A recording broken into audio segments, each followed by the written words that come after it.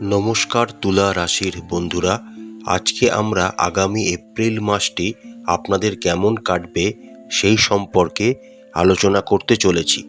আগামী এপ্রিল মাসটি কিন্তু আপনাদের জন্য খুবই ইম্পর্ট্যান্ট হতে চলেছে, কারণ আপনাদের রাশির সাপেক্ষে চতুর্থ ও পঞ্চম ঘরের অধিপতি শনি মহারাজ আপনাদের ষষ্ঠ ভাব মীন রাশিতে 29শে মার্চ গোচর করে গেছেন এবং আপনাদের ষষ্ঠভাবে শনি মহারাজ নেক্সট 2.5 বছর অবস্থান করবেন। আসুন এবার আমরা দেখে নিই তুলা রাশির জাতক জাতিকাদের সাপেক্ষে এপ্রিল মাসটিতে গ্রহের সন্নিবেশ কি হতে চলেছে। তুলা রাশির সাপেক্ষে আপনাদের রাশি অধিপতি শুক্র এবং তার সঙ্গে আরও 4টি গ্রহ রবি, শনি, রাহু ও বুধ আপনাদের ষষ্ঠ ভাব মীন রাশিতে গোচর করবেন এবং পঞ্চগ্রহ যোগ তৈরি করবেন। রাশি অধিপতি শুক্র 12ই এপ্রিল পর্যন্ত মীন রাশিতে বক্রী অবস্থায় গোচর করবেন এবং 13ই এপ্রিল থেকে শুক্র মীন রাশিতে মার্গী অবস্থায় গোচর করবেন। বুধ আপনাদের রাশি সাপেক্ষে 7ই এপ্রিল পর্যন্ত মীন রাশিতে ষষ্ঠভাবে বক্রী অবস্থায় গোচর করবেন। 8ই এপ্রিল থেকে বুধ মীন রাশিতে মার্গী অবস্থায় গোচর করবেন। আপনাদের রাশির ষষ্ঠভাবে মীন রাশিতে সারা এপ্রিল মাস জুড়েই শনি মহারাজ গোচর করবেন। আপনাদের ষষ্ঠ ভাব মীন রাশিতে সারা এপ্রিল মাস জুড়েই রাহু মহারাজ গোচর করবেন। আপনাদের রাশির সাপেক্ষে একাদশ ঘরের অধিপতি রবি 13ই এপ্রিল পর্যন্ত আপনাদের ষষ্ঠ ভাব মীন রাশিতে গোচর করবেন।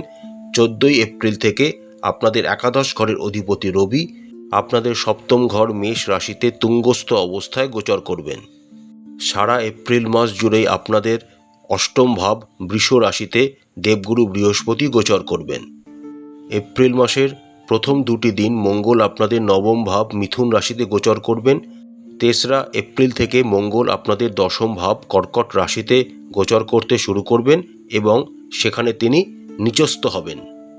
আসুন এবার আমরা দেখে নিই আগামী এপ্রিল মাসটি তুলা রাশির জাতক জাতিকাদের কেমন কাটতে চলেছে। কর্মক্ষেত্রের দিক থেকে আগামী এপ্রিল মাসটি তুলা রাশির জাতক জাতিকাদের মিশ্র প্রকৃতির হতে চলেছে। আপনাদের রাশির সাপেক্ষে ষষ্ঠ ভাবের অধিপতি বৃহস্পতি সারা এপ্রিল মাস জুড়েই আপনাদের অষ্টম ভাব বৃষ রাশিতে গোচর করবেন এবং আপনাদের ষষ্ঠভাবে শনি, রবি, বুধ, শুক্র ও রাহু এই 5টি গ্রহ একত্রে পঞ্চগ্রহ যোগ তৈরি করবেন। এর ফলে বিভিন্ন সমস্যা আপনাদের কর্মক্ষেত্রে আপনাদের কিন্তু ফেস করতে হবে। কর্মক্ষেত্রে আগামী এপ্রিল মাসটিতে আপনাদের বুদ্ধিমত্তার এবং সাহসের পরিচয় আপনাদের দিতে হবে সব সময়। আপনার প্রতিপক্ষরা আপনাদের মাথা হেঁট করাতে সবসময় সচেষ্ট থাকবে, তার জন্য আপনাদের কঠোর পরিশ্রম করতে হবে এবং সজাগ থাকতে হবে। এপ্রিল মাসের দ্বিতীয়ার্ধে আপনাদের দ্বিতীয় ঘরের অধিপতি মঙ্গল আপনাদের দশম ভাব কর্কট রাশিতে গোচর করতে শুরু করবেন এবং নিচস্থ হবেন।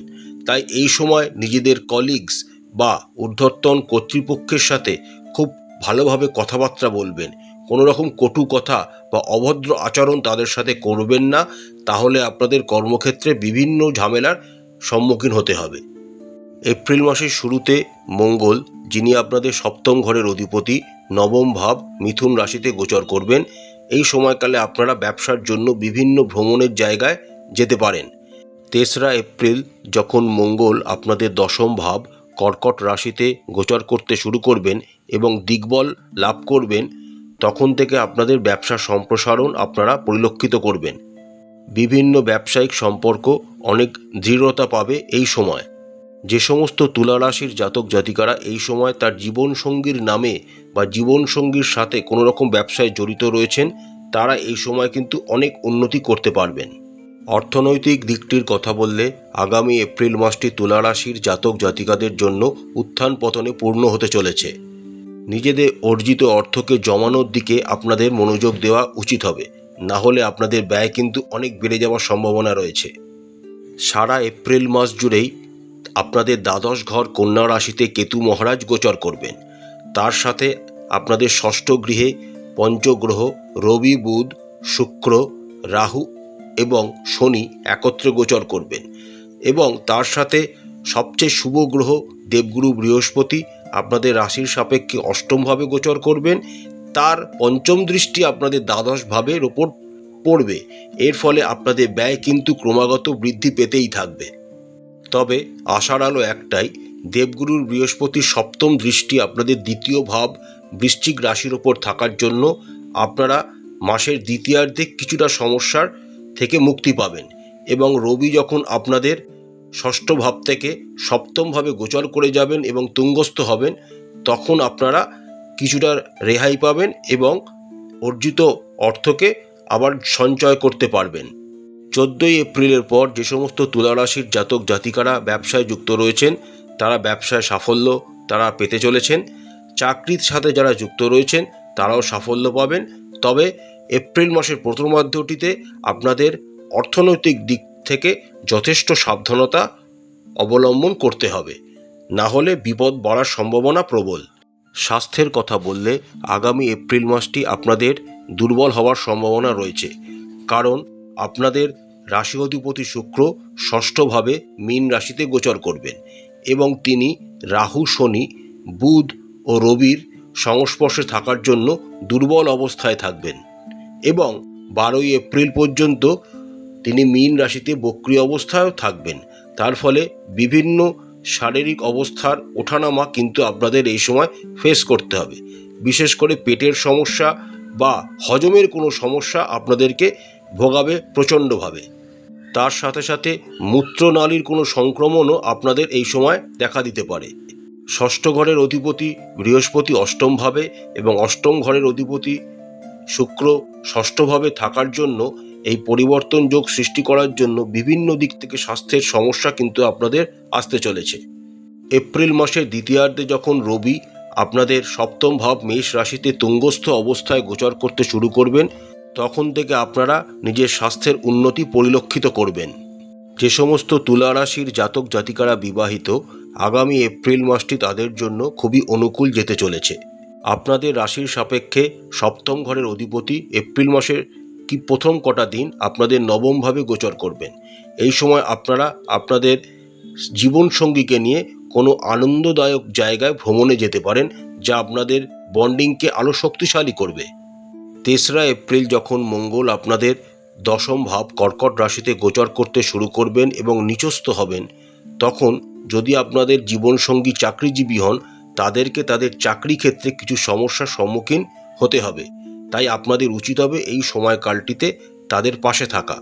যে সমস্ত তুলা রাশির স্বামী স্ত্রীরা একসাথেই ব্যবসা করেন বা স্ত্রীরা স্বামীর নামে বা স্বামীরা স্ত্রীর নামে ব্যবসা করেন, তারা কিন্তু এই সময় খুব ভালো সাফল্য আশা করতে পারেন।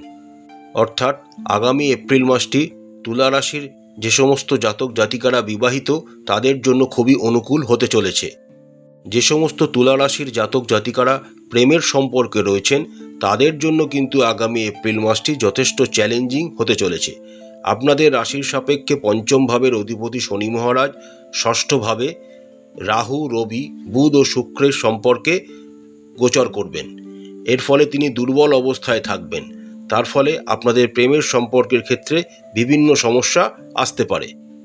3রা এপ্রিলের পর মঙ্গল যখন আপনাদের দশম গৃহে গোচর করে যাবেন এবং সেখান থেকে তার অষ্টম দৃষ্টি আপনাদের পঞ্চম গৃহে তিনি প্রেরণ করবেন, তখন আপনাদের সম্পর্কের মধ্যে ঝগড়া বা দ্বন্দ্বের মতো কোনো পরিস্থিতি তৈরি হওয়ার সম্ভাবনা দেখা যাচ্ছে।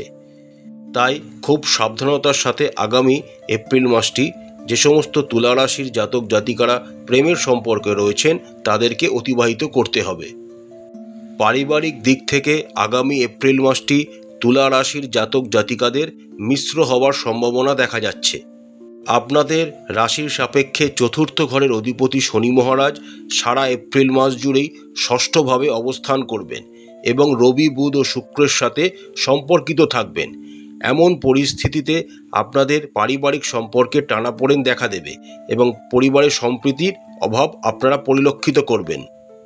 এই সময়কালটিতে তুলা রাশির জাতক জাতিকারা নিজেদের পরিবারের পারিবারিক সম্পত্তি নিয়ে বিরোধ তাদের পরিবারে হওয়ার সম্ভাবনা দেখা যাচ্ছে।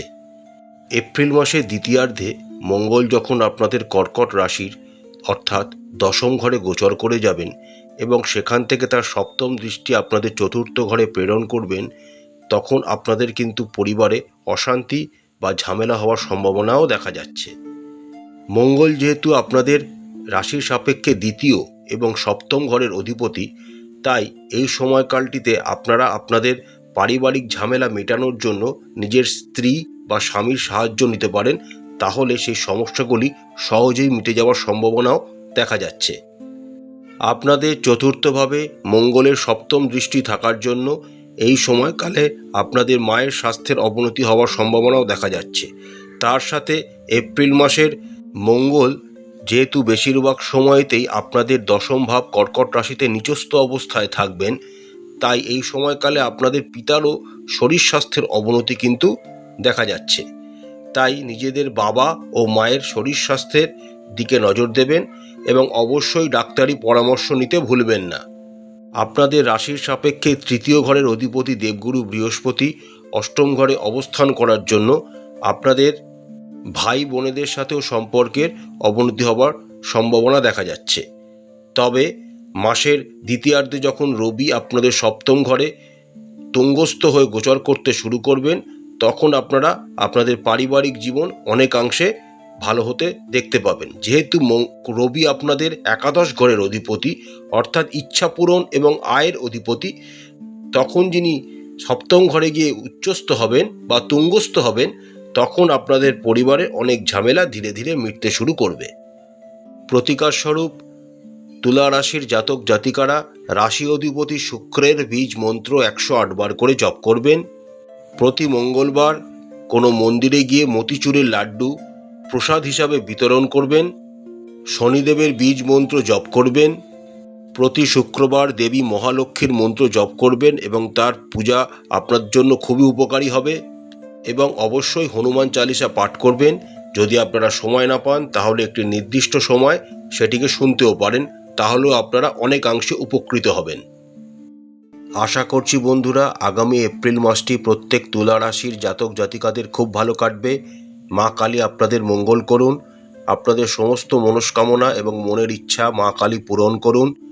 আমাদের চ্যানেলটি যদি আপনাদের ভালো লাগে তাহলে অবশ্যই লাইক করবেন, শেয়ার করবেন, সাবস্ক্রাইব করে আমাদের চ্যানেলটির পাশে থাকবেন। নমস্কার।